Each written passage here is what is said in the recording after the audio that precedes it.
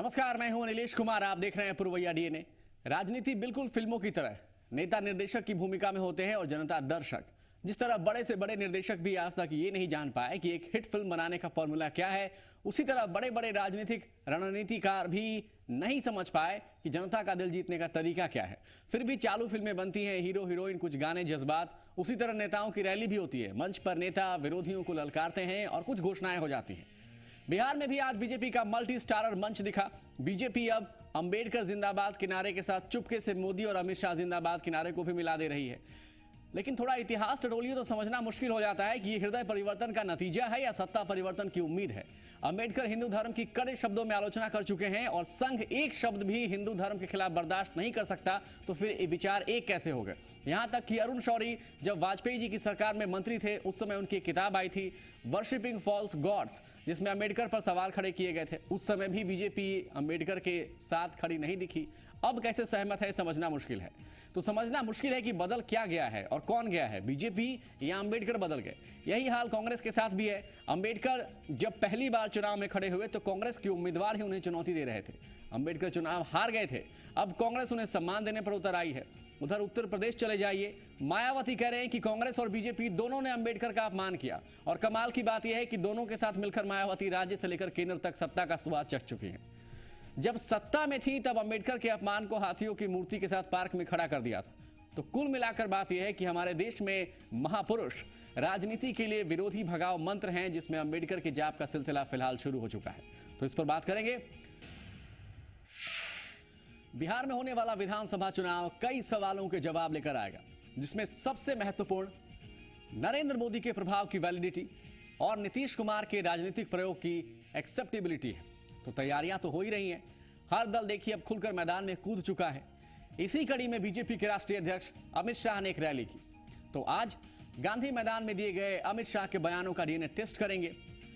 पहला बयान सदस्यता के मुद्दे पर है। बीजेपी सदस्यता अभियान चला रही है, आप जानते ही होंगे। पहली बार किसी पार्टी की तरफ से लोगों को जोड़ने के लिए यह तरीका अपनाया गया। सबसे पहले वो बयान सुनाएंगे कि अमित शाह ने कहा क्या। देखिए, आज बिहार सर्कल की सदस्यता 90 लाख का आंकड़ा क्रॉस कर रही है। 90 लाख सदस्य बिहार में भारतीय जनता पार्टी के हो चुके हैं। इन 90 लाख की हमारी कार्यकर्ताओं की फौज गांव गांव जाए, गली गली जाए, घर घर जाए और विपक्ष के भ्रामक प्रचार को जवाब देने का काम करेंगे। हमारी जिम्मेदारी है कि जिस तरह से महाराष्ट्र में, झारखंड में, हरियाणा में, जम्मू कश्मीर में भारतीय जनता पार्टी की सरकारें बनी है और मोदी जी के हाथ मजबूत कर देश के विकास में अपना योगदान दे रही है, इसी तरह से बिहार में भी भारतीय जनता पार्टी की सरकार बने। दरअसल बदलते वक्त के साथ देखिए बीजेपी राजनीति में जो प्रयोग कर रही है, जो एक्सपेरिमेंट्स कर रही है, उसमें दूसरे दल कहीं ना कहीं पीछे छूटते नजर आते हैं। पूरे विश्व में दूसरी ऐसी कोई पार्टी नहीं जिसके सदस्यों की संख्या 10 करोड़ के आसपास हो। बिहार में भी पार्टी के 90 लाख सदस्य हो चुके हैं। अब दो सवाल हमारे सामने हैं। क्या ये सदस्य चुनाव में समर्थन देंगे? दूसरा सवाल यह है कि क्या वाकई किसी दल का लोगों से जुड़ना यह तरीका सही हो सकता है? इसे वोट में तब्दील कर पाएगी पार्टी? सवाल यह भी है कि दूसरे दल क्या कर रहे हैं। कांग्रेस के प्रदेश अध्यक्ष लगातार यात्रा कर रहे थे केंद्र सरकार के खिलाफ, आपको याद होगा। और इस यात्रा का मकसद लोगों को कांग्रेस से जोड़ना था। पर दिक्कत यह रही कि कांग्रेस के अंदर से ही विरोध के स्वर सुनाई दिए। आपको याद होगा कि कई लोग यात्रा के पैरेलल भी यात्रा कर रहे थे। जेडीयू और आरजेडी की स्थिति यह है कि लोगों से जुड़ने से ज्यादा खुद के जुड़ने में दोनों ही पार्टियां व्यस्त हैं। विलय को लेकर चारों तरफ चर्चा है। लोग कैसे कनेक्ट करेंगे, इस पर सवाल बाकी। 1 नवंबर 2014 को नरेंद्र मोदी ने सदस्यता अभियान की विधिवत शुरुआत की थी। केवल मिस्ड कॉल देकर पार्टी से जुड़ना था। सबसे अहम बात बता दूं आपको, बीजेपी की प्लानिंग के विषय में जो आगे होना है, ये जो सदस्यता अभियान है जिसकी चर्चा चारों तरफ हो रही है, इसके दूसरे चरण की भी योजना है। उसे कार्यकर्ता अभियान कहा गया है। यानी जो लोग बीजेपी से जुड़े हैं अभी मिस्ड कॉल के जरिए, उन्हें सक्रिय कार्यकर्ता बनाने की तैयारी है। यानी वोट को लेकर बीजेपी पूरी तरह से निश्चिंत होना चाहती है कि आखिर में लोग उससे ही जुड़े रहें। पर फाइनली बात यह है कि आप यानी जनता तय करेगी कि फिलहाल वो किससे जुड़ना चाहती है, किससे नहीं जुड़ना चाहती। अभी किसानों के मुद्दों को लेकर देखिए, पूरे देश में बीजेपी को विरोध झेलना पड़ रहा है। अलग अलग संस्थाएं हैं जो सरकार के खिलाफ खड़ी हो गई हैं, सड़क पर उतर आई हैं। विरोधी भी लामबंद हो रहे हैं। दिल्ली में भूमि अधिग्रहण के मुद्दे पर सोनिया गांधी ने एक झटके में विपक्ष को एकजुट किया, तो दूसरी तरफ बिहार में स्थिति क्या रही आपको याद होगा। नीतीश कुमार ने मोर्चा खोल दिया, उपवास पर बैठ गए। इस भूमि अधिग्रहण के मसले पर अमित शाह ने आज क्या कहा, सुनिए। नीतीश जी ने यहां पर अनशन कर दिया भूमि अधिग्रहण विधेयक के खिलाफ। मैं नीतीश जी को पूछना चाहता हूं कि बिहार की 12 चीनी मिल की जमीनें आज किसके पास? नीतीश जी हिसाब दे, इसमें मॉल बनाने का पाप किसने किया है? अपने दोस्तों को, अपने मंत्रियों के परिवार वालों को जमीन देने का काम किसने किया है? कितनी रेल योजनाएं अटकी पड़ी है, कितनी सड़क योजनाएं अटकी पड़ी है। बिहार का विकास रोककर ये नीतीश सरकार बैठी है। और भारतीय जनता पार्टी को कहते हैं कि किसानों की जमीन भारतीय जनता पार्टी कॉर्पोरेट घरानों को देगी। हम तो कभी नहीं करने वाले, आप ये कर चुके हैं श्रीमान नीतीश जी। पहले आप आत्मचिंतन करके देखिए।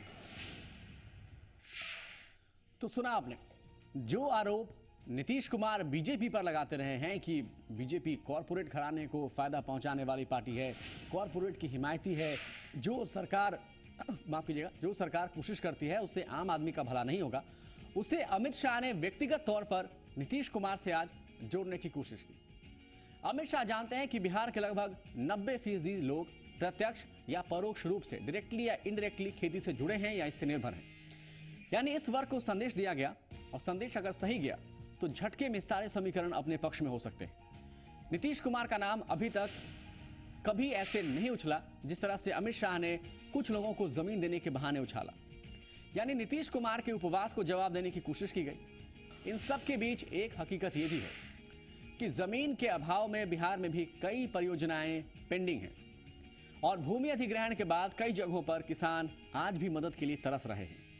यानी राजनीति दोनों तरफ से अपनी अपनी सहूलियत के हिसाब से जारी है। इन सब के बीच नीतीश कुमार को घेरने का प्रयास लगातार चल रहा है, तो दल एक दूसरे को निशाने पर ले रहे हैं। पर देखिए, सवाल इस बात को लेकर भी उठते रहे हैं और अभी भी उठ रहे हैं कि बिहार में नेतृत्व को लेकर क्या बीजेपी के अंदर से ही विरोध के स्वर तेज हो सकते हैं। इसकी संभावना से आप इनकार भी नहीं कर सकते और कोई भी नहीं कर सकता, क्योंकि राजनीति में खुद की वफादारी से बड़ी बात कुछ नहीं होती है, ये आप भी जानते हैं। नेता जो कल तक पार्टी के वफादार होते हैं, जीने मरने की कस्में खाते हैं, वो चंद सेकंड्स में पाला बदल लेते हैं। तो क्षेत्रीय स्तर पर बिहार में क्या टकराव की संभावना हो सकती है, और टकराव की किसी भी संभावना को टालने के लिए आज बीजेपी के राष्ट्रीय अध्यक्ष अमित शाह ने क्या कहा, बयान देखिए। जनता पार्टी का कार्यकर्ता आज इस कार्यकर्ता समागम से संकल्प लेकर जाए कि बिहार में जब तक 2/3 बहुमत से भारतीय जनता पार्टी की सरकार नहीं बनती, हम आराम नहीं करेंगे। जिस तरह से नरेंद्र भाई देश को दुनिया में सर्वोच्च जगह पर बिठाने के लिए परिश्रम कर रहे हैं, उसी तरह से बिहार के अंदर भारतीय जनता पार्टी की सरकार आने वाले दिनों में बिहार को देश का नंबर 1 राज्य बनाने के लिए प्रशस्त हो। इसी तरह से भारतीय जनता पार्टी का कार्यकर्ता यहां से संकल्प लेकर जाए। बिहार में एक सवाल हर मंच से बीजेपी नेताओं से पूछा जाता रहा है कि बिहार में बीजेपी का चेहरा कौन है, और यकीन करिए इस सवाल को उछालने में मीडिया का बिल्कुल भी हाथ नहीं है, क्योंकि करीब 3 से 4 महीने पहले अगर आप याद करेंगे, अखबारों की सुर्खियां याद कीजिए, टीवी की खबरें याद कीजिए, सीपी ठाकुर ने साधा सुशील मोदी पर निशाना, अश्विनी चौबे के निशाने पर शहनवाज हुसैन, गिरिराज सिंह बनाम सुशील मोदी। इन बातों का एक ही मतलब रहा कि बीजेपी के नेता नेतृत्व के सवाल पर एक राय नहीं रखते। और हाल ही में जहां भी विधानसभा चुनाव हुए, उन राज्यों की स्थिति अगर आप देखेंगे, चाहे वो झारखंड हो, हरियाणा हो, महाराष्ट्र हो, कश्मीर हो, वहां स्थिति अलग थी। क्योंकि एक तो बिहार में दावेदार बहुत है, दूसरी तरफ बिहार की लड़ाई कठिन है। सामने नीतीश कुमार साहब है, और नीतीश कुमार के पैरेलल को चेहरा बीजेपी के पास फिलहाल सामने करना एक समस्या पैदा हो सकती है। इसलिए अमित शाह ने एक बार फिर नरेंद्र मोदी के नाम को आगे किया और कार्यकर्ताओं से अपील की, अटकलों को विराम देने की कोशिश की। पर सवाल यह है कि नेता जब लॉबिंग करेंगे क्या तब भी ऐसी खामोशी रहेगी जिस तरीके की खामोशी आज गांधी मैदान में लोगों को देखने को मिली। बीजेपी की पूरी कोशिश है कि बिहार के मुद्दे को बड़ी सावधानी से उठाए, क्योंकि नीतीश कुमार की छवि को नकारात्मक सीधे तौर पर पेश करना नुकसानदायक हो सकता है। हालांकि नीतीश अपने फैसले को लेकर खुद भी माफी मांगते रहे, पर ध्यान दीजिए तो दो ऐसे मुद्दे को अमित शाह ने उठाया जिससे आसानी से नीतीश कुमार को कटघरे में खड़ा कर सकते हैं। बयान देखिए। बिहार के गांव तक बिजली पहुंचाने का काम भारतीय जनता पार्टी के कार्यकर्ताओं का है या नहीं है? रोड पहुंचाने का काम हमारा है या नहीं है? बिहार के हर गांव में अच्छी साला बनाने का काम भारतीय जनता पार्टी करना चाहती है या नहीं करना चाहती है? हर गांव के अंदर 108 एम्बुलेंस की सुविधा पहुंचाने का काम हमें करना चाहिए या नहीं करना चाहिए? मित्रों, ये नीतीश कुमार की सरकार और शायद अब राबड़ी देवी की सरकार आएगी। मालूम नहीं है कौन गठबंधन का नेता बनेगा, मगर नीतीश जी बने या राबड़ी देवी बने, कोई बिहार का विकास नहीं कर सकता। बिहार का विकास नरेंद्र भाई के नेतृत्व में भारतीय जनता पार्टी की सरकार ही कर सकती। बिजली का मुद्दा एक ऐसा मुद्दा है जो सीधे तौर पर जनता के जीवन को प्रभावित करता है। अब जो मुद्दा जीवन को प्रभावित करता है वो फैसलों को भी प्रभावित कर सकता है। अभी देखिए 2 दिन पहले किसानों को लेकर एक रिपोर्ट आई थी। उस रिपोर्ट में यह कहा गया कि सिंचाई की व्यवस्था नहीं है बिहार में और बिजली की कमी से लोग परेशान हैं। इसी बिजली के वादे को लेकर नीतीश कुमार अपनी बात दोहराते रहे हैं कि बिजली नहीं तो वोट नहीं। दिलचस्प बात यह है कि खुद नीतीश कुमार भी मानते रहे हैं कि स्थिति सुधरी है पर वक्त लगेगा, काम हो रहा है। तो बिजली के मुद्दे पर बीजेपी आसानी से आक्रमण कर सकती है और यह भी कहेगी कि केंद्र से राज्य को मदद देते रहे हम, इसलिए आपको बिजली मिलती है। दूसरी बात, एम्बुलेंस के बहाने स्वास्थ्य व्यवस्था को लेकर सवाल है। बिहार में सरकारी अस्पतालों की हालत आप भी जानते हैं। दवाओं की कमी से लेकर डॉक्टर के हड़ताल तक लगातार लोग परेशान रहे हैं। ऐसे में यह भी एक ऐसा मुद्दा है जिसके माध्यम से बीजेपी उस वर्ग से जुड़ना चाहती है जिसकी संख्या बिहार में सबसे ज्यादा है। पर सवाल ये भी पूछे जाएंगे कि जब बीजेपी जेडीयू के साथ थी तब अस्पतालों की व्यवस्था कैसी थी। इस बात को लेकर शायद जेडीयू के नेता कुछ रिलीफ महसूस करें। और अब आखिर में बात एक ऐसी घोषणा की जिसे मास्टर स्ट्रोक कहा जा सकता है। उम्मीद जताई जा रही थी कि इस मंच से बीजेपी कुछ ऐसी सौगात की बात कर सकती है जिसको चुनौती देना तमाम विरोधियों के लिए आसान नहीं होगा। तो वो घोषणा भी हुई और ये घोषणा की राजनाथ सिंह ने। देखिए, पहली बार भारत के इतिहास में हुआ है बहनों भाइयों, किसानों की चिंता किसी प्रधानमंत्री ने की है। 60 वर्ष की आयु जिन किसानों की हो गई है, फैसला किया है हमारी केंद्र की सरकार ने बहनों भाइयों, 60 वर्ष की आयु के बाद काम करने की क्षमता कम हो जाती है और विशेष रूप से किसानों की क्षमता तो और कम हो जाती है।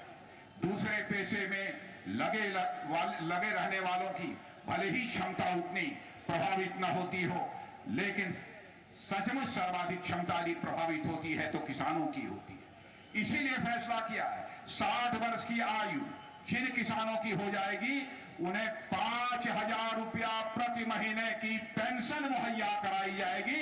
यह भारत सरकार का फैसला है। आपको बता दें कि घोषणा पिछले दिनों पंजाब में भी हुई थी। 23 मार्च को प्रधानमंत्री मोदी ने पंजाब के एक कार्यक्रम के दौरान कहा कि सार्वजनिक निजी भागीदारी यानी पब्लिक प्राइवेट पार्टनरशिप के जरिए किसानों को पेंशन देने का फैसला किया गया है। 60 साल से ज्यादा उम्र के किसान अगर इस योजना में शामिल होते हैं तो 5,000 रुपए प्रति माह पेंशन पा सकते हैं। ये पेंशन किसानों को चेक के जरिए दी जाएगी। पंजाब में घोषणा के बाद अभी घोषणा बिहार में हुई, यानी दोनों ऐसे राज्य हैं जहां किसानों की संख्या ज्यादा है। बिहार में एक तरफ जहां फसल बर्बादी के मुद्दे को लेकर, धान की खरीद के मुद्दे को देखते हुए किसान परेशान है, ऐसे वक्त में बीजेपी लीड लेने की कोशिश में है। जब राजनाथ सिंह ये ऐलान कर रहे थे तो जेहन में यूपीए 2 की याद आ रही थी। याद कीजिए तो मनमोहन सिंह के दौर में भी किसानों के लिए कर्ज माफी की घोषणा हुई थी और वो एक ऐसा फैसला था जिससे कांग्रेस को बड़ी हमदर्दी मिली। इसी तरह की उम्मीद अब बीजेपी भी कर रही है। पर उस समय बीजेपी ने राजकोषीय घाटे को लेकर सवाल उठाया था। इस बार क्या बीजेपी ईमानदारी से हर पहलू जनता के बीच रखेगी? ये सवाल बरकरार है। बहुत ही छोटा सा विराम, कहीं मत जाइएगा।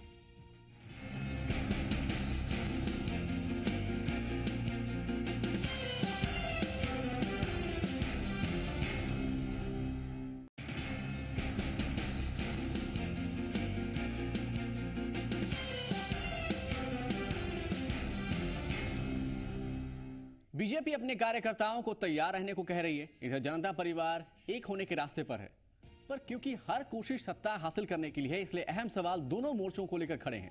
एक दूसरे से टकराने से पहले क्या अपनों से टकराने की नौबत आ जाएगी? रिपोर्ट देखिए।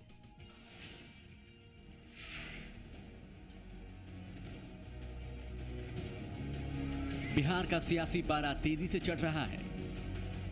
एक तरफ बीजेपी ने विराट कार्यकर्ता समागम के माध्यम से विधानसभा चुनाव का शंखनाद कर दिया, तो दूसरी तरफ लालू और नीतीश दिल मिलाने के बाद दल मिलाने की कवायद में जुटे हैं और संभावना है कि जल्द ही विलय की घोषणा हो जाएगी। लेकिन सवाल यह है कि क्या विलय के बाद नए दल में कोई मतभेद नहीं होगा? विधानसभा चुनाव में टिकट को लेकर मारामारी नहीं होगी?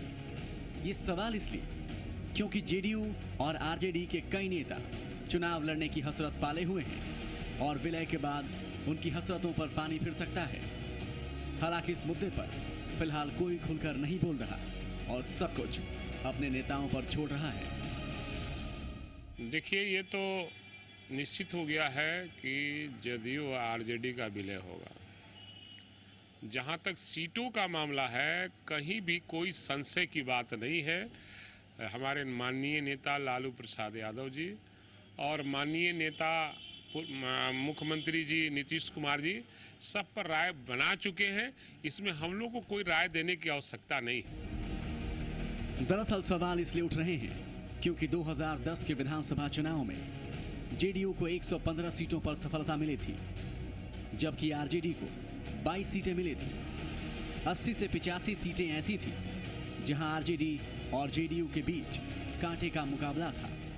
30 से 40 सीटें ऐसी थी जहां हार जीत का अंतर 1000 से 2000 वोटों के बीच था। जाहिर है, जब विलय हो जाएगा तो इन तमाम सीटों पर दोनों पार्टियों के नेता अपना अपना दावा ठोकेंगे और यही दोनों पार्टियों के नेताओं के लिए सबसे बड़ी मुश्किल खड़ी होगी। हालांकि इस समय जेडीयू की ओर से यह कहा जा रहा है कि जो बेहतर होगा उसे टिकट मिलेगा। जब दोनों दल मिल जाएंगे, 6 दल मिल जाएंगे, एक दल हो जाएगा, तो स्वाभाविक है कि जिसकी उम्मीदवारी सबसे भारी रहेगी पार्टी उसी को तरजीह देगी। अब चुनाव में तो एक ही आदमी चुनाव लड़ता है, सब तो चुनाव लड़ेंगे नहीं, तो उसमें बलिदान, त्याग, सब चीज़ की जरूरत है जो सब कोई करने को तैयार है। जेडीयू आरजेडी के विलय के बाद समस्या यही खत्म नहीं हो जाएगी। समस्या कांग्रेस को लेकर भी होगी, क्योंकि उसके नेता बार बार कह रहे हैं कि बिहार में कांग्रेस को इस बार ज्यादा सीटें मिलनी चाहिए।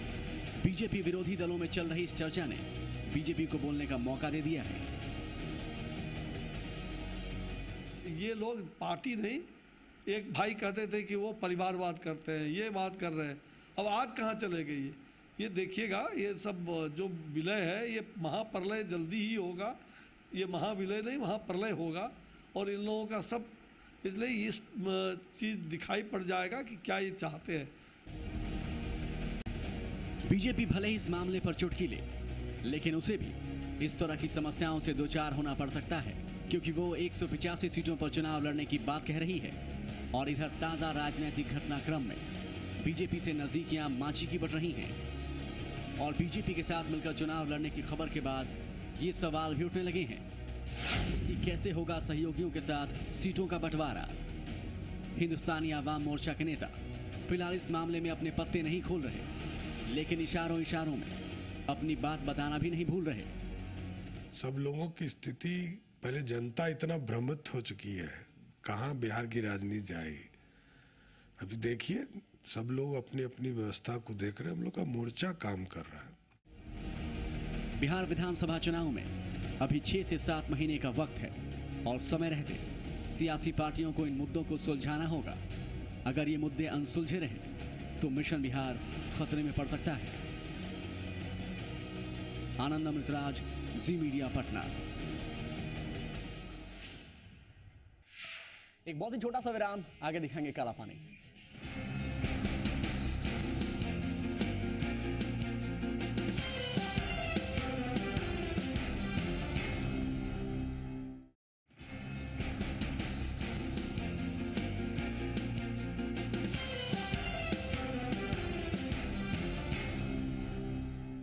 घोषणाओं का दिन रहा आज। तो एक घोषणा हुई थी कोसी के लोगों को लेकर, लोगों को पानी शुद्ध मिले, इसके लिए 2003 में अमृत पेयजल योजना की शुरुआत हुई।